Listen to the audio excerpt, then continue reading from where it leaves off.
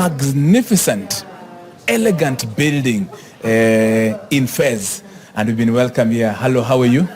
It's good to see you. Thank you for having us here. Asante sana.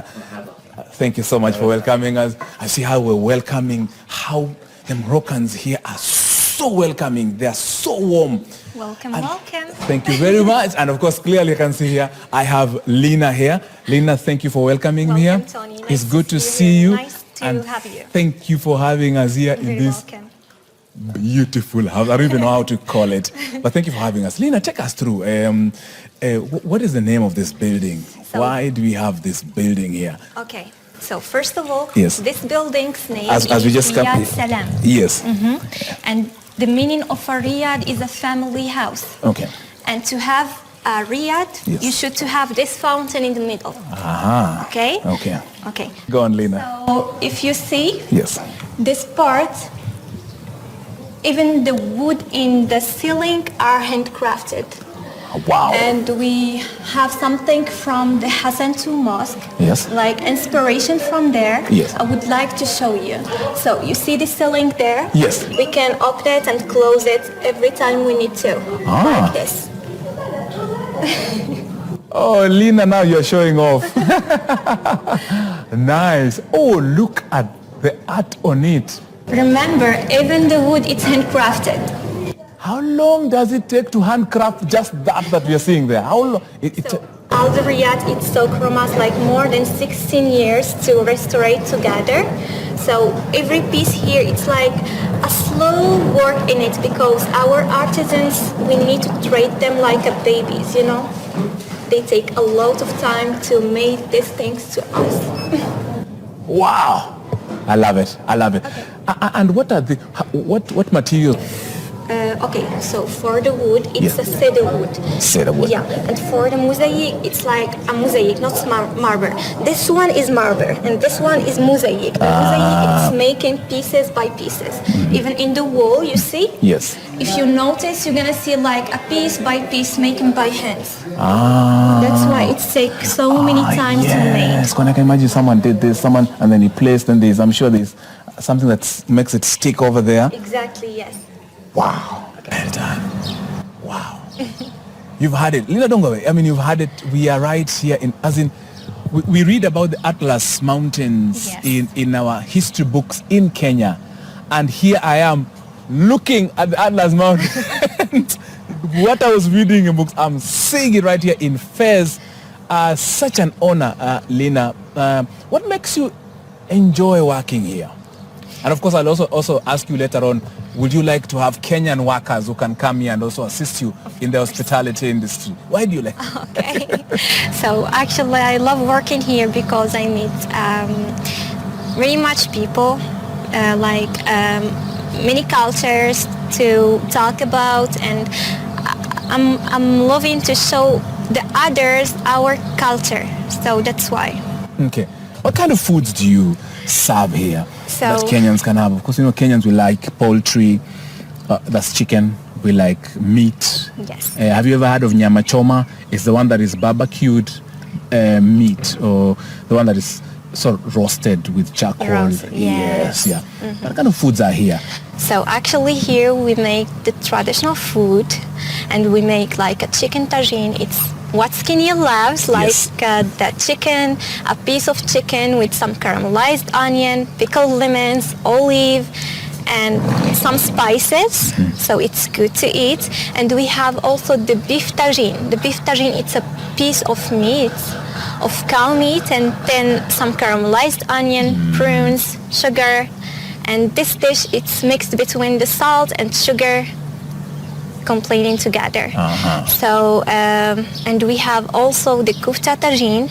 It's like the minced meatballs with tomato sauce and eggs. We have the couscous. It's our special dish in here. So it's like 7 vegetables together and couscous with a piece of meat or chicken. So we have many of these dishes, but this is our specialities. Right now, I want to take you all the way to Morocco. Now, Morocco is of course, a country let me say that again. The Kingdom of Morocco is a country that has positioned itself superbly well in matters to do with sports. And they have invested and they continue investing in their sporting facilities. One of them is stadiums. Now, in Morocco, I can actually attest to it that over 40 stadiums are operational. Talk about stadiums in Marrakesh, in Tanger, in Fez, in Casablanca, in Rabat, in Agadir. So many stadiums, and that's why they continue to host some of the top sports events or tournaments or championships in the world. They have hosted the FIFA Club World Cup. They'll be hosting the 2030 FIFA World Cup, co-hosting it together with Portugal and Spain. They will also be hosting the 2025 Africa Cup of Nations. They have hosted many other tournaments and other championships. I was in Morocco, and of course I managed to visit some of their facilities. Hizi shida ambazo tuko nazo kama serikali. Rocha amesema kwamba tuko tayari nini, we are good, we are everything, but Kenya tuko na tabia ya kukua last minute people and hosts. Tuache hiyo tabia. Mimi kuna lesson nilisoma Morocco na nitasema hivi, manake nilizunguka miji karibu 7. Casablanca, Rabat, Tanger, Agadir, Fez. Wako na viwanja katika kila city, na viwanja vyao si ati viko katika bad state. Ni viwanja ambavyo they just renew the fields, they just upgrade the fields, they just add value to the fields. Sisi tuache kujigamba ya kwamba tumeunda sahi Kasarani, tumeogesha hii nyasi, na sahi mnasema kwamba Harambee sasa watakuwa na shida ya kucheza hapa kwa hii uwanja sababu hawajazoea hii nyasi mpya. Wacha nikwambie kweli, ile nyasi ilikokuwa kwenye Kasarani is not the same one that these players are going to feel right now. Yani watakuwa na challenge. Mimi my main aim, moral of the story, serikali na wale ambao wanahusika na masuala ya kujenga viwanja, tuache mchezo. Rabat, and one of the cities, that's a capital city of Morocco, the Kingdom of Morocco to be specific, and one of that stadium was specifically hosting the 2025 Rabat Diamond League.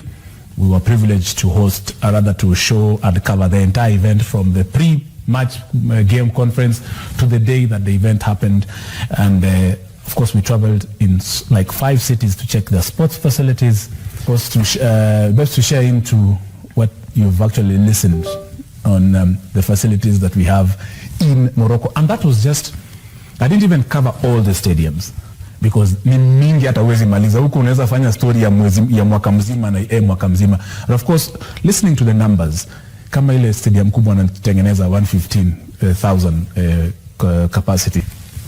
Welcome to Sports Extravaganza. My name is Sonny Kolanda. I have a team of great minds in football who have joined me in this segment. Talk about matters football, matters sports in depth. And I'm honored this particular afternoon to have, let me introduce our new, of course, guest, Japheth Munyendo. Pesa tuko nayo. Pesa tuko nayo. Imebadilishwa. Asante kwa... I think for me, we just need not to look at, the past, what we didn't do or what we did not achieve. Yes. Right now, nafikiri tuanze kufocus on what we can achieve. Haiku happen. We've had different regimes in terms of federations. They did what they had to do. Now we have a new federation. We have new ideas. They've told us what they can do. We cannot build Rome in 2 days, in 1 day. We'll have to wait. So a big congrats to Morocco, and if you look at their journey also haijakuwa rahisi, but tunasema pia ni kwa sababu wamekaribia Europe sana na hizo side. Kwa nini hamjakaribia? Wamekaribia. Lakini pia sisi ndio, lakini kuna maji mengi sana ukilinganisha na huko. Yeah, India na niko hapa. But I think ni vizuri that we are now benchmarking. We are looking at what others are able to do. And nafikiri ni rahisi sana kwetu now moving forward. Ni tuweze tu kuaje serikali ipatie labda nafasi kubwa na pia some allocations katika even the budgets, kwa sababu lisikia hata last time, budget ya last time vile ilikuwa hivi. So, if the government will do what they can to have national stadium like Kasarani, Nyayo. Hizo ni viwanja za serikali. They can be hired, okay. But clubs pia lazima zifikirie. I will always talk about it. Clubs lazima pia zifikirie vile zitapata stadium zao. Waache kutegemea national stadiums. Simple. La wacha tutofautishe hayo. Tuwe na private investors. Let us invite them. Let us attract them. Na kila kitu itakuwa sawa. It's true, of course, as I bring in Munyendo. Yes. In Morocco, most of it, I was even asking them the kind of partnerships you mentioned. They have private-public partnerships that are actually constructing these facilities. That's just one of them. I did a story about a sports complex that now houses the headquarters of the Royal Moroccan Football Federation. Public-private partnership. As you're saying, it's no longer about the government right now, because government itakusaidia itasahau. And of course, Munyendo, in your space, there is that as well. As he's saying, football teams now need to stop begging for resources and actually come out and take the bull by the horns. Yeah, sure. Now, partly agree on the PPP, the public-private partnership, and partly disagree. For starters, it's important to know that Schedule 4 of our Constitution arrogates the national government with part of the duties of construction of sports facilities. When there's demarcation of duties between national and county government, one of the key roles that the national government is bequeathed with the Constitution is improvement of sports facilities, promotion of sports education, and regulation of sports. And then now the government, or rather Parliament, to ensure that the government plays this role, enacted Sports Act. And Maveka, also Maveka to weigh in, because Morocco did not actually just start building stadiums because they are hosting FIFA Club World Cup. And Morocco does not just basically build stadiums capacity of 50,000. In Morocco, they have a stadium that has a capacity of 5,000 people or 10,000 people. So Kenya played Chad. Yes, exactly. Yes. Imagine, wanaturusha huko kwa nini? Hapa kwa warm up.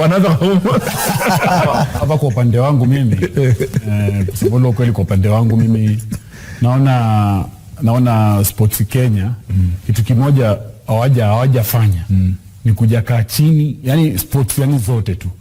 Kila kitengo cha sport wakae chini. Athletics, upande wa athletics, football, hawa watu wakae chini, volleyball, saa zingine unapata volleyball iko Nyayo stadium. Hizi bodi zote wakutane, wakae chini, si ndio? Waangalie ni nini unaweza fanya kuhusu viwanja. Sababu watu ukiangalia tu, kuna siku nyingine hapa nilisema mimi pia ma presidents tunawapata katika serikali yetu ya Kenya. Inanishangaza sana, yani presidents tumekuwa nao 5, lakini kwa hivyo mimi naona kufikia Morocco ni ngumu sana. Kenya hapa shida ni accountability hatuna. Na kitambo tukae chini tuelewane football Kenya na serikali uko na hii kama vile mwenzangu Banaba alikuwa anajaribu kusema. Hiyo itatuchukua miaka kama 20 sababu tuko mbali. Let me just add up on, I do agree in entirety what he says. Kolanda, we also, sometimes I think, I really love football sometimes, but I really think we overrate ourselves in terms of importance of football. We really think we are a football. We actually pretend that we love football. When in essence, someone talked about it, he has said something important, which I want to contextualize. He has said this.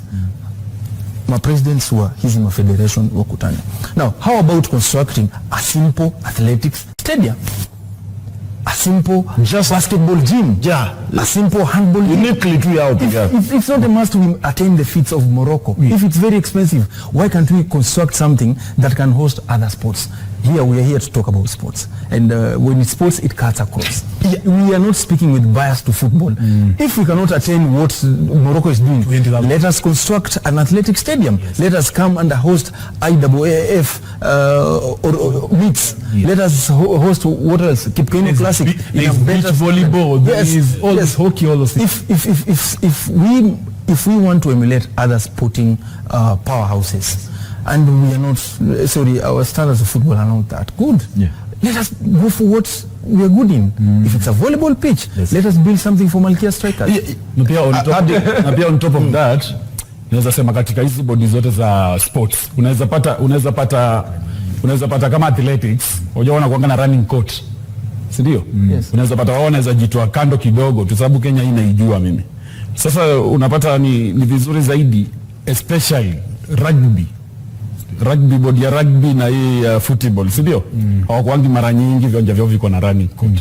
I wanted to add. Wacha tukimbie tulipe bill zetu. Hata tu break kidogo tu. Nachukua tu break, wacha tulipe bill. Fresh. Barida. Taking a very, very short break. We'll be back, of course, with more on this discussion. Secretary Musalia Mudavadi's recent visit to Morocco's Tanger Med Port has opened the door for a possible partnership between Kenya and the North African country. Now, the port, recognized as the largest and the most efficient in Africa, is also ranked among the best globally. Now, located just across the sea from Spain, the state-of-the-art kilometer facility is a logistical powerhouse, handling millions of containers, passengers and vehicles every year. Our reporter Tony Kwalanda was in the port city of Tanger and brings us this exclusive look into the operations of Africa's leading maritime hub. Take a look. I'm standing right in the middle of the Mediterranean Sea on this side and the Atlantic Ocean on this side. I'm also privileged to be able to see Spain from where I'm standing. And of course, I am right at the Tanger Med 1. The Tanger Med Port in Morocco is strategically located on the Strait of Gibraltar, a maritime path that connects the Mediterranean Sea to the Atlantic Ocean. The project was launched in 2003 before the opening of the industrial pole in 2005. Tanger Med Port 1 was opened in 2007, leading to the launch of the largest industrial platform in 2009. The passenger and truck port was unveiled in 2010 before the opening of the Tanger Med Port 2 in 2019. The port complex occupies 1,000 hectares, while the industrial platform, which houses over 1,400 active companies, lies on 5,000 hectares. The 9-kilometer state-of-the-art facility is listed as one of the largest and the most efficient globally. That vision was driven and given from the first day by royal directives, with ambition, with determination, and also with a long-term commitment. It is also ranked among the world's top 20 busiest ports, at least according to the 2024 World Bank Container Port Performance Index. This warranted a state visit by Kenya's Prime and Foreign Affairs Cabinet Secretary Musalia Mudavadi, leading the Kenyan delegation. On their minds was how this can be replicated back home. By you also supporting Africa integration mechanisms like the Africa Continental Free Trade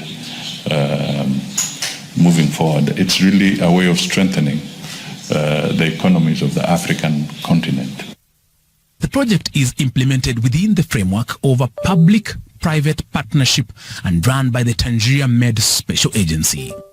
If we are a green port, that means all the electricity delivered to the port is green electricity. The whole port is working on green electricity, 100%. Okay, we are very keen on the environmental aspect. The port, which is near Spain by 13 kilometers, has a weekly connectivity to more than 180 ports, over 70 countries and over 5 continents. We also have the possibility to deliver electricity to the ships.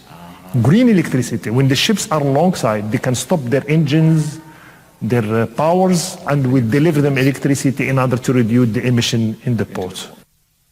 In 2024, over 10 million containers were handled at this port. 3 million passengers used this facility. Over 500,000 trucks cruised through here, and over 600,000 vehicles were processed. His Majesty the King Mohammed VI has been at the forefront of ensuring that this port Tanger Med 1 and 2 is fully functional. Business volume generated by Tanger Med activity zones amounts to over 2.2 trillion shillings or 17.22 billion US dollars, and this has created 130,000 jobs. Industries at the port focus on automotive, aeronautics, electronics, textile and agribusiness. The Tanger Med Port is truly a game changer which is driven by a royal vision. Tony Kwalanda, TV 47, Tanger Med Port.